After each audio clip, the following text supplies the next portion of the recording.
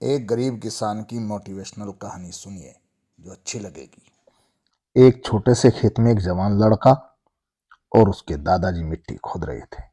वे मिट्टी पलट रहे थे और उसकी गांठों को तोड़ रहे थे ताकि मिट्टी उस वर्ष की बुआई के लिए अच्छे से तैयार हो सके। उस समय में काफी कड़ी मेहनत थी, लेकिन उनके सभी प्रयास एक अच्छी फसल प्राप्त करने के लिए आवश्यक थी। बूढ़ा आदमी 70 की उम्र में भी अच्छी तरह कड़ी मेहनत कर रहा था।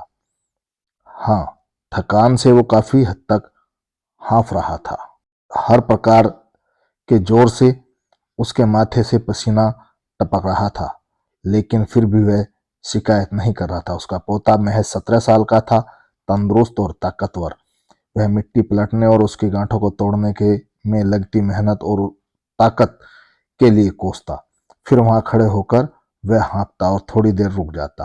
थोड़ा आराम करने के बाद फिर से काम शुरू करने से पहले शिकायत करता। थोड़ी देर बाद युवा पोता देखता है कि उसके दादाजी ने जितना काम कर जमीन को तैयार किया है, वो खुदने की तैयार जमीन से बहुत ज्यादा है। दादाजी, अब आप इतने बूढ़े होकर भी आ, आपने मुझसे इतना अधिक काम कैसे किया? पोता अपने दादाजी से पूछता है। दादाजी ने उसे जो जवाब दिया, उसे उसकी उम्मीद नहीं थी।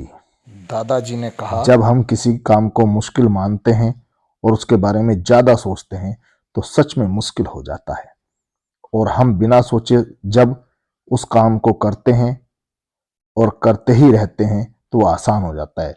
पोता थोड़ा अचंभित हो जाता है, इसलिए अपने दादाजी की बात जारी रखते हैं। जब हम अपना समय सोचने में बिताते हैं और कोई काम कितना कठिन है और अभी कितना सारा काम बाकी है, तब हमारा मन बहाने बनाने लगता है। इन सभी चीजों के बारे में सोचना और स्वयं के विचारों के बवंडर में फंसना ही उस काम को हमारे लिए बहुत ज्यादा कठिन बना देता है।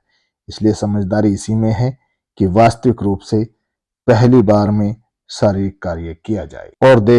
और अगर देखना और सोचना है तो जितना आप आगे बढ़ें, यानी कि जितना काम अपने अच्छे से खत्म कर लिया है उसे देखें, न कि जो बाकी काम है उसे उसके बारे में विचार करें। ऐसा करने से एक सुखद और सकारात्मक एहसास आपको उस काम को लगातार करने की ऊर्जा देता रहेगा। प्लीज, मेरी आपसे रिक्वेस्ट है, यदि आपको मेरी कहानी अच्छी लगी है तो मेरे चैनल को सब्सक्राइब करें और